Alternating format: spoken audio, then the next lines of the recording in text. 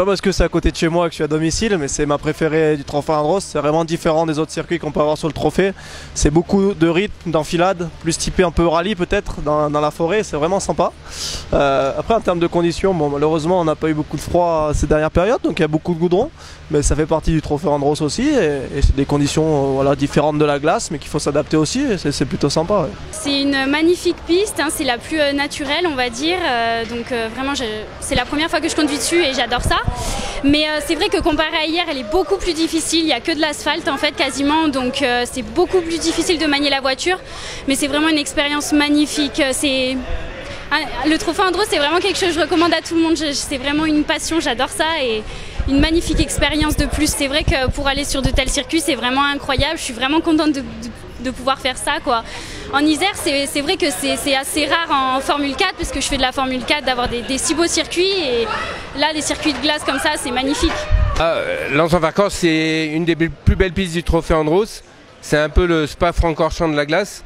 Les pilotes de Formule 1 trouvent que Spa c'est le meilleur circuit du monde et Lens-en-Vercors c'est un circuit fabuleux et tracé dans la forêt, c'est vraiment à la fois technique et puis le site est merveilleux.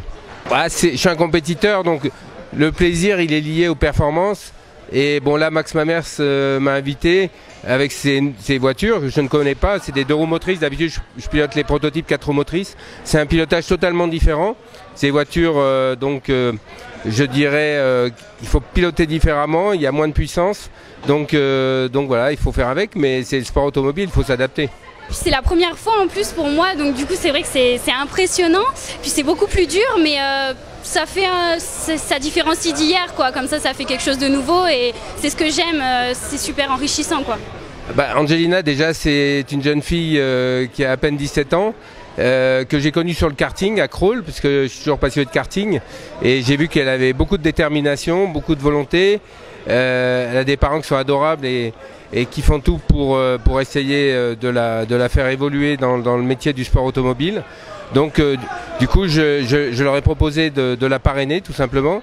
C'est pas mon métier mais bon j'ai déjà je dirais accompagné pas mal de pilotes comme ça et je trouve que c'est très sympa de pouvoir partager son expérience et bon elle progresse petit à petit, elle multiplie les expériences. Là le Trophée Andros c'est sa 2e participation, elle a fait Val Thorens et donc c'est génial de pouvoir rouler avec elle ce soir. On les apporte course après course, essayer de faire le meilleur résultat possible à chaque fois avec tout le team Saint-Élog qui fait on fait un super boulot depuis ce début de saison. On est leader du trophée aujourd'hui, donc ça c'est vraiment une bonne chose. Donc voilà, on va rien lâcher, essayer d'aller chercher ce trophée. Ouais. C'est vraiment un plaisir de le battre déjà, ça c'est sûr. Non mais plus honnêtement de partager ça avec lui, c'est une des premières fois qu'on partage un championnat complet ensemble. On échange beaucoup, on rigole, on se branche un peu aussi de temps en temps. Et c'est ça qui est sympa et c'est vraiment cool de partager ça en famille. Ouais.